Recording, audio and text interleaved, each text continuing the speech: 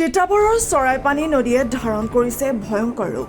নদীৰ তীব্ৰ খহনীয়াৰ বাবে নৈপৰীয়া ৰাজ্যৰ মাজত তীব্ৰ আতংকৰ সৃষ্টি হৈছে। ক্ৰমাগত গৰাখহনীয়াৰ ফলত নিৰ্ধাৰণ হৈছে কাষৰীয়া ৰাজ্যৰ। খহনীয়াৰ বিভীষিকাই বহু পৰিয়ালৰ ঘৰ ভেটি নদী গৰ্ভত বিলীন কৰাৰ উপক্ৰম ঘটাত অঞ্চলটোত এক হাহাকাৰ পৰিৱেশে বিৰাজ কৰিছে। প্ৰশাসন আৰু সংশ্লিষ্ট বিভাগৰ তৰফৰ পৰা ইতিমধ্যে ঠায়ে ঠায়ে বাঁহ আৰু বস্তাৰে অস্থায়ী বান্ধ নিৰ্মাণৰ তৎপৰতা আৰম্ভ কৰিছে। কিন্তু এই অস্থায়ী ব্যৱস্থাত আশ্বস্ত হ'ব নোৱাৰি স্থানীয় ৰাইজে সমস্যাটোৰ এক স্থায়ী সমাধানৰ দাবী জনাইছে। সময়মতে খহনীয়া ৰোধৰ স্থায়ী ব্যৱস্থা গ্ৰহণ নকৰিলে অতি সোনকালে বহু পৰিয়াল গৃহহীন হৈ পৰাৰ লগতে বহু পৰিয়ালৰ বাসগৃহ নদী গৰ্ভত বিলীন হৈ যোৱাৰ তীব্ৰ আশংকাই দেখা দিছে।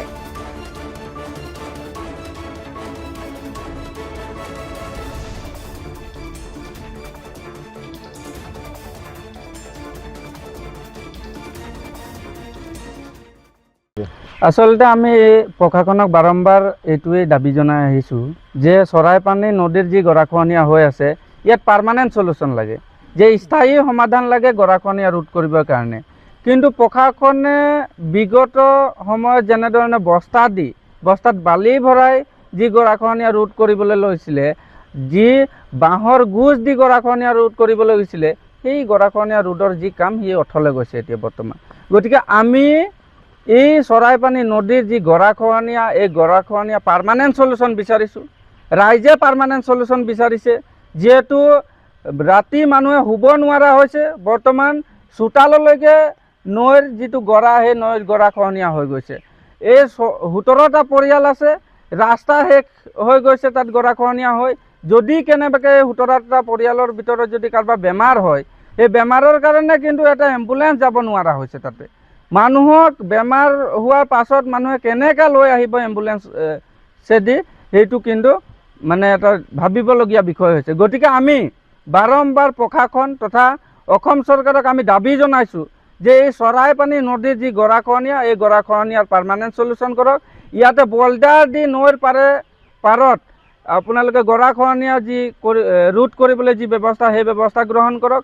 আমি সন্মানীয় বিধায়ক মহোদয়কো আমি দাবী জনাইছোঁ যে ইয়াত আপুনি আহি পৰ্যবেক্ষণ কৰি গৈছে, আৰু তাৰ পাছতে কিন্তু আজিলৈকে এই যি টুকুৰাত আমি ৰৈ আছোঁ, এই জেগাত কিন্তু আজিলৈকে গৰাখহনীয়া ৰোধ কৰিবৰ কাৰণে একো ব্যৱস্থা গ্ৰহণ কৰা নাই। এতিয়া বাঁহেদি ব্যৱস্থা কৰিছে, পাকো পাইন বনোৱা, তাৰপিছত আকৌ জিঅ' বেগৰো ব্যৱস্থা কৰিছে, কিবা সফল হ'বনে? আচলতে পূৰ্বতো দেখা গৈছিলে বাঁহ আৰু জিঅ' বেগ আৰু এই বস্তাত বালি ভৰাই যি গৰাখহনীয়া ৰোধ কৰাৰ যিটো প্ৰয়াস কৰিছিলে আৰু চেষ্টা চলাইছিলে, সেইকেইটা অথলে গৈছে। কাৰণ চৰাইপানী নৈৰ পানী খন্তেকে আহে, কিন্তু বহুত স্পীডত, বহুত সুঁতিত আহে। এই সুঁতিত কিন্তু সেই বস্তা আৰু জিঅ' বেগ ক'ত গ'ল এতিয়া মানুহে বিচাৰি পোৱা নাই। গতিকে আমি দাবী জনাইছোঁ যে ইয়াত পাৰ্মানেণ্ট সলিউশ্যন কৰিব লাগে।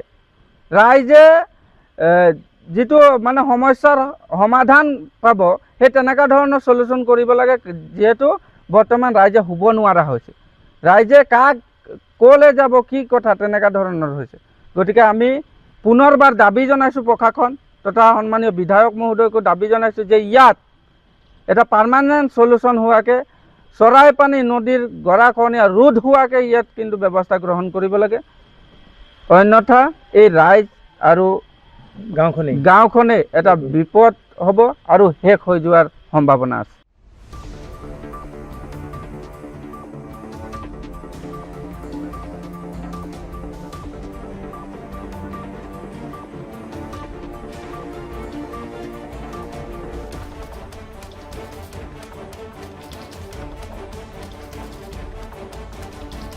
Bureau Report, Trend 29।